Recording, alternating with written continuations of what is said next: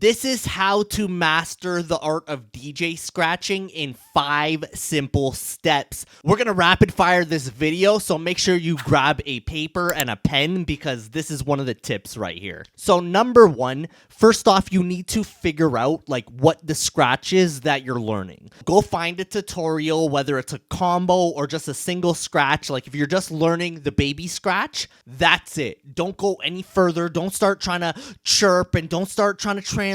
Don't start trying to crab. You're focusing on the baby scratch. You're focusing on one scratch, one movement, and you're going to do it over and over and over again until you understand how to do that scratch. Because if you don't understand the scratch in full, you're never going to be able to do it. Anytime that I'm practicing scratching, I have a literal list right here of scratches that I need to do in order. Whether it's a combo or just a single scratch or a movement, I have it on a list and I do it over and over again. I'll do it for like 10 minutes, 15 minutes, whatever is recommended. But when I go to practice scratching, I have a very set, specific list of things that I need to do. Because if you want to get good at something, you need to know specifically what you're doing, how you're doing it, and then practice it over and over because it's muscle memory. Like what we're practicing here is muscle memory. It's not like chancing something and like one day you're just going to figure it out.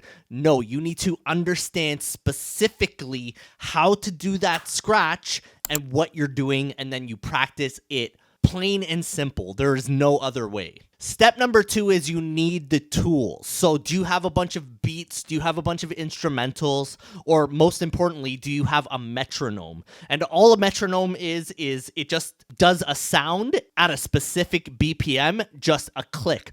1, 2, 3, 4. There's no other instruments. There's no other things on the track that might just like hide your scratching. Like you might be able to hide behind the beat. When you have a metronome, there is nothing to hide behind. So this is something that's really going to help. It's called your inner pulse, how you like internally understand the beat and how you stay on beat, right? So you want to strengthen your inner pulse. It's something that's going to really help you out in the future. So if you don't have a metronome or scratch samples, go click the link in the description. I'll have a free pack for you. You just put your email in. It will be emailed immediately. I promise you that. So make sure you check your spam or your inbox. It will be waiting for you. Number 3, very simple. You just load the tools themselves. So if you guys have Scratch Bank like I have right here, if you guys can see, I hold shift, hit sampler. Now I'm in my Scratch Bank. I got 3 metronomes. I got a scratch beat if I want it.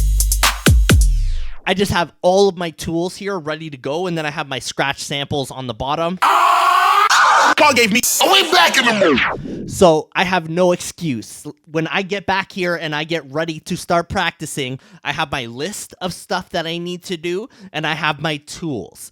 I am able to literally get in the zone and start practicing. I'm properly practicing. I'm not just getting here freestyling and having fun. I have a very set, specific amount of things that I need to do every single session so that I can progress. If you don't have a way to kind of like measure your goals, if you don't have a way to measure your success and like how you're progressing, you are just playing around. You don't have like a way to measure yourself. So if you want to get better at something, you need a way to measure it. The way that I was always explained is you need to track it to hack it. If you want to hack something, you need to be able to track it. You need to be able to see how you're progressing, and then obviously, you're going to keep progressing. Step number 4 is you're going to want to practice without a beat because you're just trying to understand the movement. You're trying to figure out how to do that movement. And then if you have a beat on there, it's going to give you this sense of anxiety that you're either not fast enough, you're not going to be able to do it. Just take your time and learn how to do it. Just make it happen without a beat, without anything.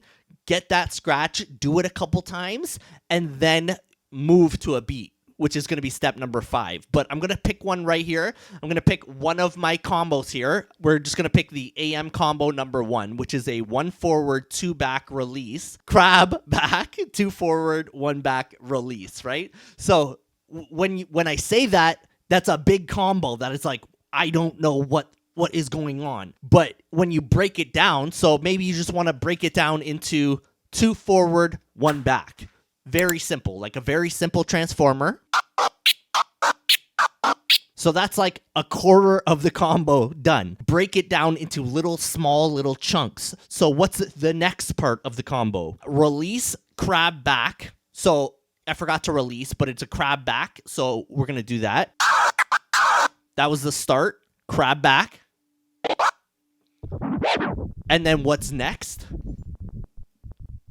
I know, but I'm just reading it. So, to kill some time here to show you guys what the process of practicing is.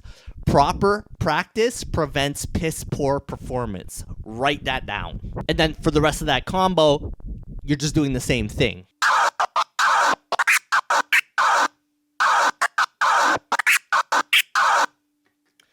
So then what is the next step? There's only one more step. Step number 5 is you get your beat and then you practice on beat. Because if you're not practicing on beat, you're never going to be able to play along to your music, right? When you're scratching, you are using the turntable as an instrument. So you need to be able to play along on beat, on tempo.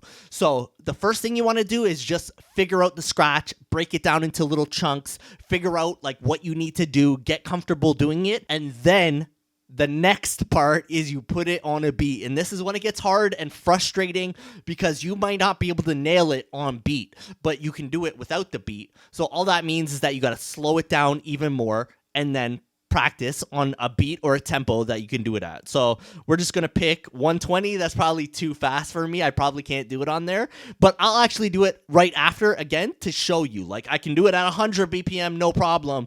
But as soon as we move to 120, I assume that there's no way I can do that combo. So let's do it.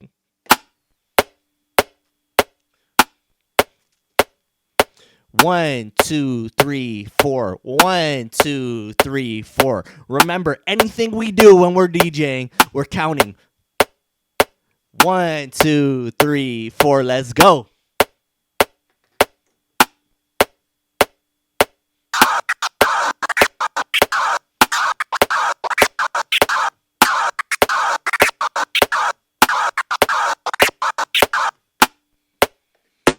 And that's it. So let's do it at 120 just for the jokes. You guys can watch me fail so hard, but this is the process. And all that I would be doing, I can do it at 100 BPM. So what's the next step?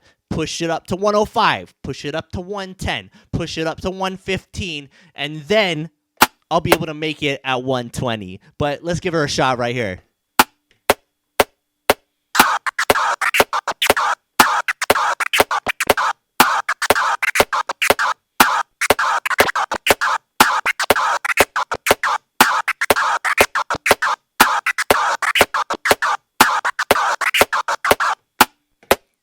Looks like I can kind of do it. Not perfect, but I kind of did it. So I hope this helped you guys out. Just to recap, what you want to do is you want to find a video, find a scratch that you want to learn, watch it thoroughly, understand it. Most importantly, you need to understand what you're doing, how you're doing it. 2, you just want some scratch tools, you want a metronome, you want some scratch samples. If you need them, click the link in the description, you'll get them for free. 3, load up the tools. 4, take just the scratch sample and learn that scratch with no tempo, just so that you can do it.